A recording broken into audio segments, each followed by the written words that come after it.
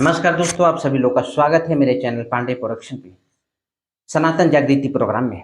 आइए दोस्तों, बात करते हैं जो अभी हाल फिलहाल में जो प्रेमानंद जी महाराज और प्रदीप मिश्रा जी के बीच में जो विवाद है उस पर कुछ बात करते हैं। देखिए, सबसे पहले मेरा दोनों संतों के बीच में और जितने भी दिव्य आत्माएं हुए सभी संतों के चरणों में मेरा दंडवत प्रणाम है, साष्टांग प्रणाम है। और मैं हनुमान चालीसा के कुछ चंद लाइनों से अपने गुरुजनों का स्वागत करना चाहूंगा। श्री गुरु चरण सरोज रज निज मन मुकुर सुधार, बरनौ रघुबर बिमल जस जो दायक फलचार। बुद्धिहीन तनु जानिके सुमरो पवन कुमार, बल बुद्धि विद्या देह में हर हो कलेश विकार। देखिए, ऐसा है कि जो संत है, जो महापुरुष है, जो दिव्य पुरुष है, सभी लोग का अपना अपना अनुभूति है। ठीक है, देखिए हम सनातनी हैं। सनातनी होने के नाते मैं ये चीज़ बता देना चाहूँगा कि जिस मैटर पे जिस पे मैं कुछ बोलने आया हूँ, उस वहाँ पे मैं अपना कुछ दिमाग लगाने नहीं आया हूँ। बस एक सनातनी होने के नाते एक अच्छा मैसेज देने आया हूँ। ठीक है?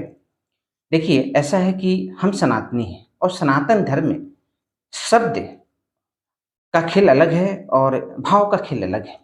जब आप ईश्वर प्राप्ति के रास्ते पे चलते हैं, तो यहाँ पे नो डाउट आपको शब्द से होकर गुजरना होता है, लेकिन कुछ हद तक चलने के बाद शब्द को छोड़ देना होता है और उसके रस को पीकर अपने अंदर घोटना होता है, अपने अंदर उतार लेना होता है।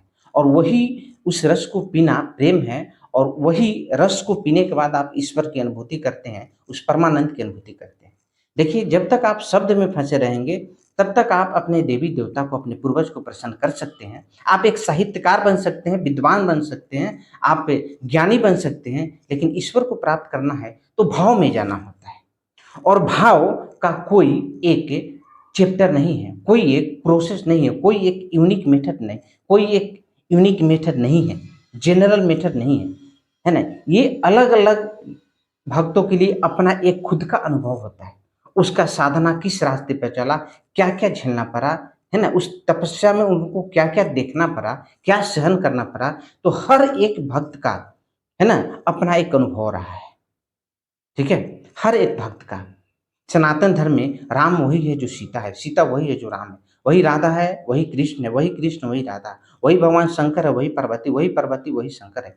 यदि ऐसा नहीं होता तो भगवान भगवान शंकर ने जो अर्धनेश्वर का जो रूप प्रकट किया है, आधा नारी और आधा पुरुष का, ऐसा उन्होंने नहीं किया था। उन्होंने बताया है कि आप ही के अंदर आ, स्त्री आप ही हो, पुरुष आप ही हो, है ना? आप ही राम हो, आप ही सीता हो, आप ही राधा, आप ही कृष्ण।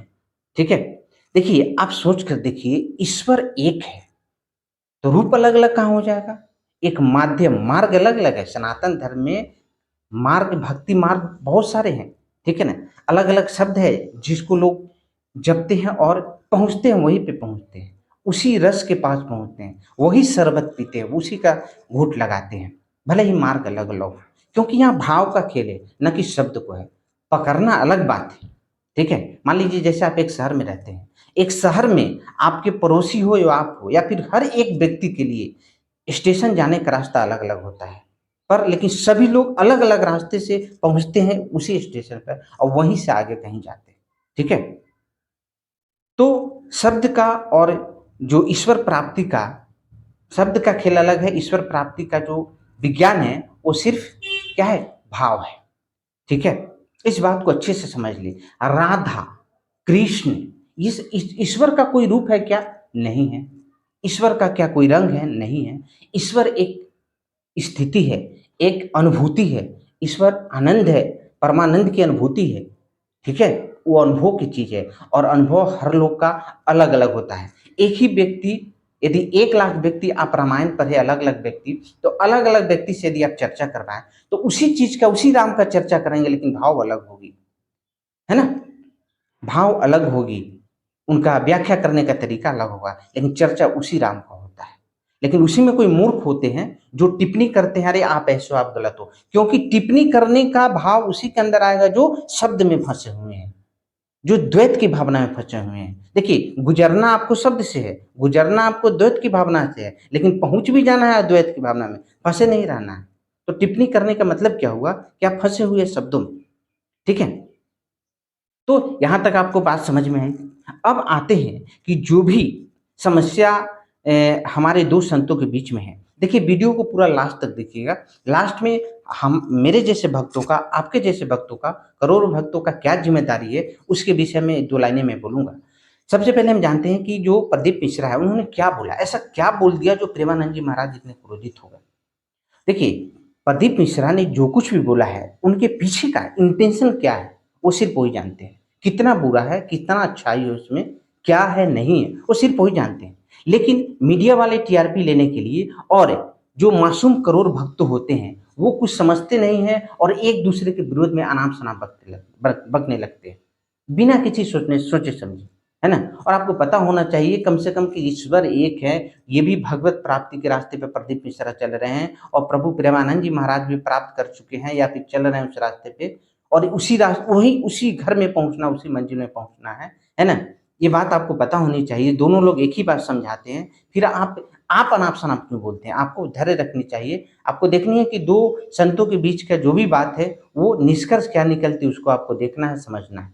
आप उनको बोल के प्रेमानंद जी के कोई भक्त यदि प्रदीप मिश्रा जी को कुछ बोलते हैं, पुतला को फूँकते हैं या फिर प्रदीप मिश्रा जी के भक्त यदि प्रेमानंद जी महाराज को कुछ बोलते हैं, इसमें सनातन धर्म का इस व्यवहार से मतलब बहुत ही गलत परिचय उम, सामने आएगा और ये इससे आप खुद को हर्ट करेंगे, आप प्रेमानंद जी भी महाराज को भी हर्ट करेंगे और प्रदीप मिश्रा जी को भी हर्ट करेंगे। कोई आपसे खुश नहीं रहेगा। क्या प्रेमानंद जी महाराज आपको फ़ोन करके बोले हैं अपने भक्तों को कि आप अनाप-शनाप बोलिए, आप पुतला फूँकिए? नहीं ना? बिल्कुल नहीं। आपसे कभी खुश नहीं हो सकते हैं। इतने उच्च कोटि के संत हैं और आपने अपने आप को उस योग्य समझा है, उनका शिष्य बनने योग्य, तो उनकी भावनाओं को समझिए क्योंकि उनका हमेशा भाषण आता है, उनका हमेशा क्या बोलते हैं वो सत्संग उनके मुख से आता है, उनको सुनते हैं। क्या उन्होंने कभी ऐसा बात बोला है?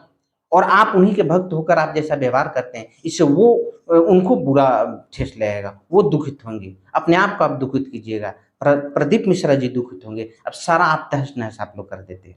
तो अपने भावनाओं को कंट्रोल कीजिए। अब आइए देखिए, बात करते हैं कि प्रदीप मिश्रा जैसे मैंने बोला कि उन्होंने जो कुछ भी बोला है, इसके पीछे का कितना उनका इंटेंशन क्या है, ना आप जानते हैं, ना मैं जानता हूँ, कोई नहीं जानता है, सिर्फ़ प्रदीप मिश्रा जानते हैं। लेकिन तुरंत सोशल मीडिया द्वारा इतने गंदे तरीके से टीआरपी के लिए चीज़ों को फैलाया जाता है। सनातनी होने के बावजूद भी नहीं समझते हैं कि टीआरपी के लिए बहुत सारे सब्जेक्ट पड़े हुए हैं हमारे देश में, दुनिया में, उस पे आप टीआरपी लीजिए। सनातन धर्म के जहाँ इतने उच्च कोटि के संतों के बीच का कोई बात हो, तो अपने मर्यादा में रह के टिप्पणी को दिया कीजिए। ताकि भक्त लोग जो मासूम भक्त हैं, वो बहके नहीं, कुछ अनाप-शनाप बोले नहीं। यदि इतना भी संस्कार आप लेके नहीं चलते हैं, तो आपके पालन-पोषण पर सनातनी होने पे बहुत ही उम बहुत ही दुःख का बात है, बहुत गलत चीज़ है, ऐसा नहीं होना चाहिए। तो आइए प्रदीप मिश्रा जी जिन्होंने जो भी कुछ बोला उसको रखते हैं। जैसे उन्होंने बोला कि भगवान कृष्ण के 16,108 रानियाँ हुईं, ठीक है? उनमें से कहीं भी राधा जी का ज़िक्र नहीं है, ओके, ठीक है, कोई बात नहीं है। देखिए, शब्द से ये खेल रहे हैं। सबसे ज़्यादा दुःख का बात है प्रेमानंद जी के लिए कि ये शब्द से खेल रहे हैं।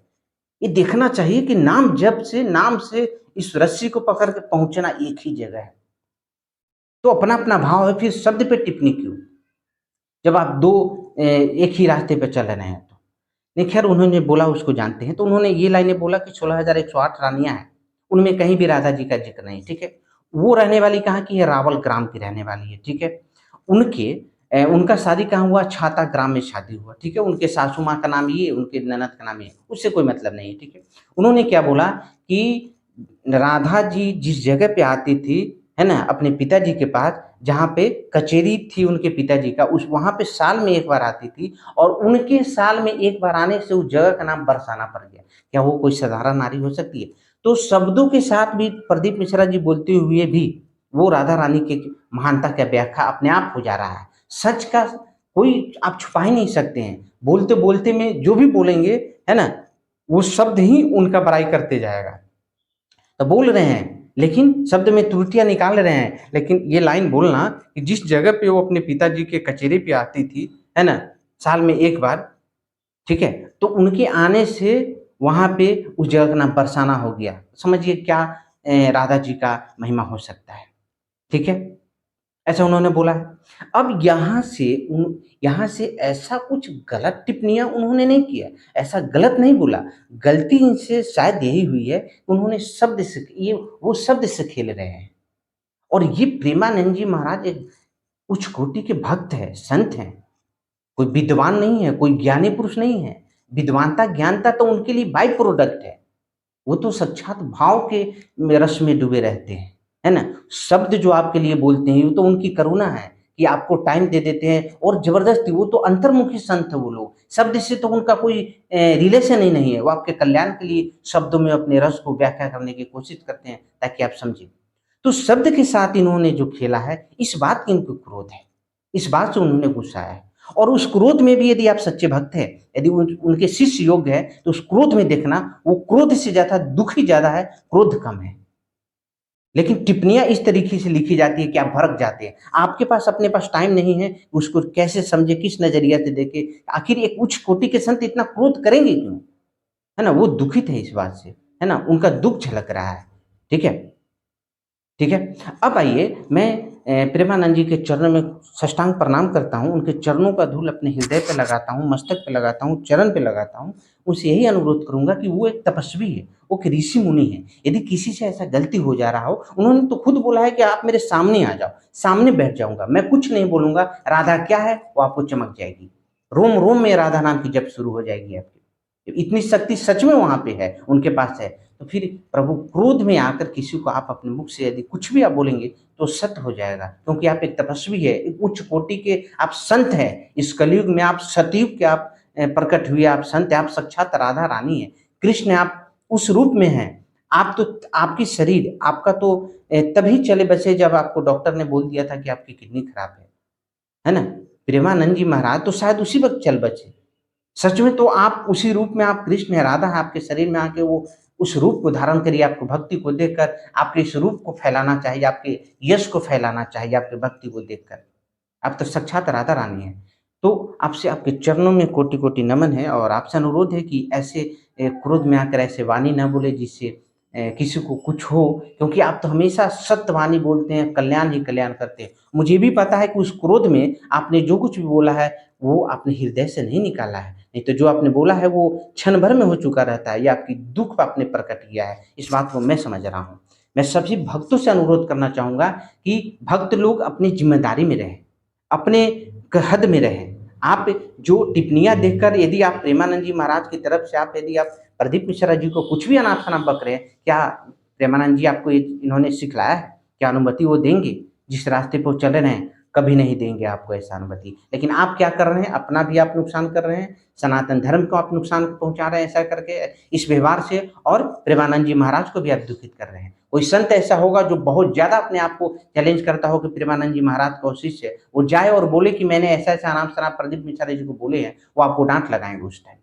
या फिर प्रेमानंद प्रदीप मिश्रा जी के भक्त भी ऐसा कुछ गलती करते हैं, यदि आप जाते हैं प्रदीप मिश्रा जी को बोलने, वो भी आपको डाँट लगाएँगे। आप लोग गलती करते हैं, आप लोग भावनाओं में बह जाते हैं और गलत-सलत कर देते हैं। ऐसी नहीं होनी चाहिए, ठीक है? भक्त को अपने हद में रहनी चाहिए। तो विद्वानों का जो भी बात-विवाद है, वो अपने आप को समझेंगे, देखेंगे, निष्कर्ष क्या निकलता है उसको देखना है, ठीक है? इस तरीके का वातावरण नहीं बनाना है, ठीक है?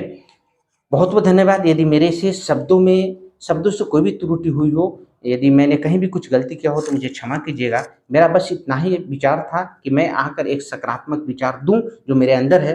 सही लगे तो कमेंट ज़रूर कीजिएगा, वीडियो को जितना हो सके वायरल कीजिए और सब्सक्राइब ज़रूर कीजिए चैनल को। बहुत-बहुत धन्यवाद।